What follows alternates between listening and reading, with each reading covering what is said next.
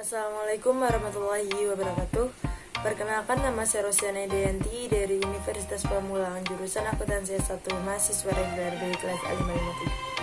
Di sini saya akan menjelaskan tentang bisnis internasional. Jual beli internasional. Apabila dalam suatu bisnis melibatkan para pihak lebih dari satu negara, maka bisnis yang demikian disebut dengan bisnis internasional. Prinsipnya, jual beli internasional merupakan jual beli biasa, sehingga aturan hukum tentang jual beli biasa pada prinsipnya berlaku terhadap jual beli internasional. Hukum tentang jual beli internasional akan berjalan berbarengan dengan hukum tentang ekspor impor negara. Dasar hukum terhadap jual beli internasional. Dasar hukum terhadap suatu kontrak jual beli internasional adalah sebagai berikut. Yang pertama, ketentuan dalam kontrak tersebut berdasarkan prinsip kebebasan berkontrak. Yang kedua yaitu ketentuan dalam undang-undang tentang hukum kontrak atau nasional. Yang ketiga, kebebasan bisnis atau trade usage. Yang keempat, jurisprudensi.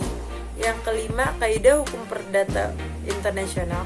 Yang keenam yaitu konvensi-konvensi internasional seperti United Nations Convention on Contracts for the International Trade.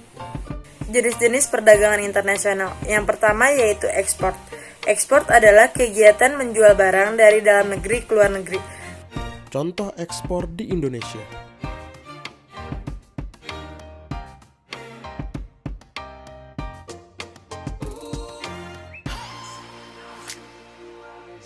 Sedangkan impor yaitu kegiatan membeli barang dari luar negeri ke dalam negeri.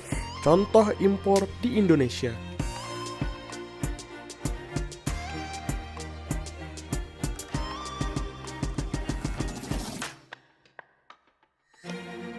Yang ketiga yaitu barter, yaitu dari dalam negeri dan luar negeri saling tukar-menukar. Contoh barter di Indonesia.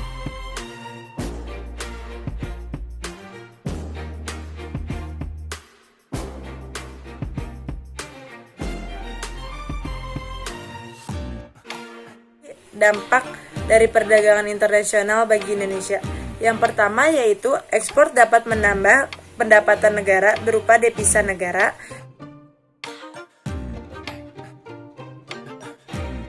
Yang kedua yaitu dengan impor Indonesia mendapatkan tambahan produk yang membantu memenuhi kebutuhan rakyatnya yang negara tidak bisa memproduksi barang tersebut.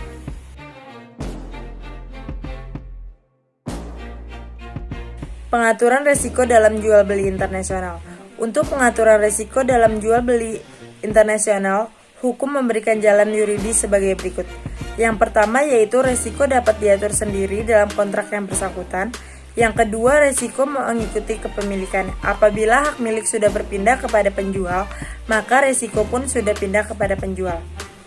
Yang ketiga yaitu resiko hukum mana yang berlaku.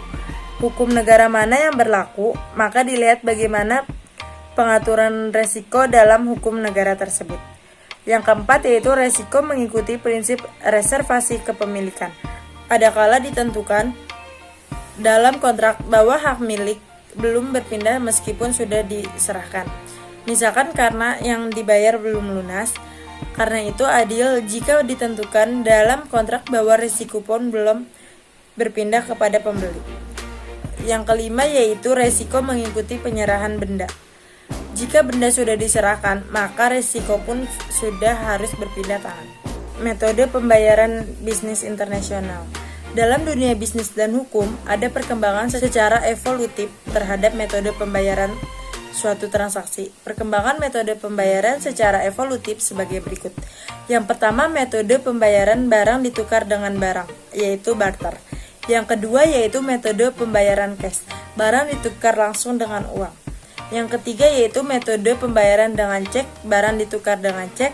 Dan yang terakhir metode pembayaran lewat letter of credit, L atau C, kartu kredit, kartu debit, dan sebagainya.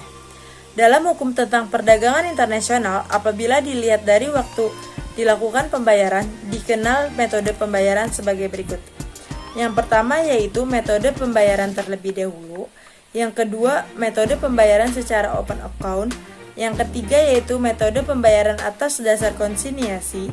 Yang keempat, metode pembayaran secara documentary collection.